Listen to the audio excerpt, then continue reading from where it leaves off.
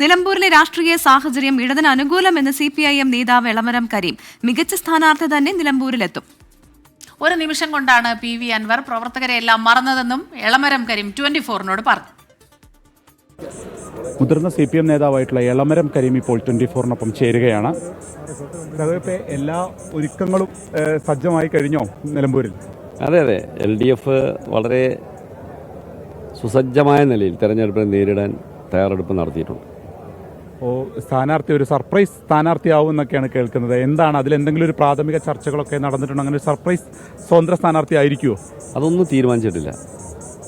നിലമ്പൂരിന് അനുയോജ്യമായ ഒരു നല്ല സ്ഥാനാർത്ഥിയെ LDF കണ്ടെത്തും. ജയം തോൽവി എന്നൊക്കെ പറയുന്നത് ഓരോ സാഹചര്യമാണ്, രാഷ്ട്രീയ സാഹചര്യം. ഇപ്പോഴത്തെ രാഷ്ട്രീയ സാഹചര്യം LDFന് അനുകൂലമാണ്.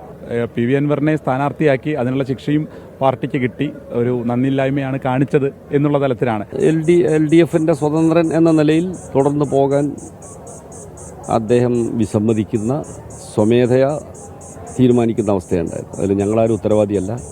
പാർട്ടിയോ LDFോ ഒരു തരത്തിലും അദ്ദേഹത്തോട് അനീതി കാണിച്ചിട്ടില്ല. അപ്പോൾ LDFൽ വിശ്വാസമർപ്പിച്ച് ഒരു സ്ഥാനാർത്ഥിയെ മത്സരിക്കുമ്പോൾ എത്ര ആയിരം ആളുകൾ പ്രവർത്തിച്ചിട്ടാണ് ഒരാൾ MLA ആവുന്നത്?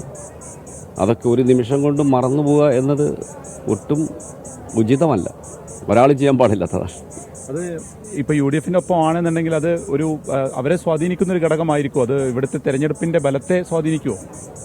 ഒരിക്കലും അദ്ദേഹത്തിന് അങ്ങനെ ഒരു സ്വാധീനം ഉണ്ടാക്കാൻ കഴിയില്ല. എന്നാൽ വ്യക്തിപരമായ സ്വാധീനം ഉണ്ടായിരുന്നെങ്കിൽ ഏറനാട് അദ്ദേഹത്തിന് കാണിക്കേണ്ടതായിരുന്നില്ലേ?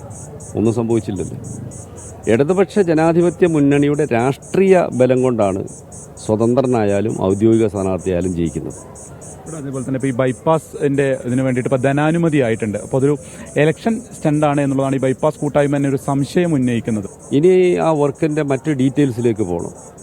ഈ പദ്ധതി കേരള ഗവൺമെൻറ് ഏറ്റെടുത്ത് നടപ്പാക്കാൻ തീരുമാനിച്ചിരിക്കുകയാണ്. അതിൻ്റെ പ്രഖ്യാപനമാണ് നടത്തിയിരിക്കുന്നത്. അതിലൊരു സംശയം വേണ്ട.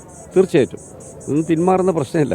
യെസ്, അപ്പോൾ അദ്ദേഹം നിലപാടുകൾ വ്യക്തമാക്കുകയായിരുന്നു. ഒരു നല്ല സ്ഥാനാർത്ഥി തന്നെ ഒട്ടും വൈകാതെ തിരഞ്ഞെടുപ്പ് പ്രഖ്യാപിച്ചതിൻ്റെ ഒട്ടടുത്ത ദിവസം തന്നെ നല്ലൊരു സ്ഥാനാർത്ഥി LDFന് നിലമ്പൂരിൽ വരുമെന്നുകൂടി വ്യക്തമാക്കുകയാണ്.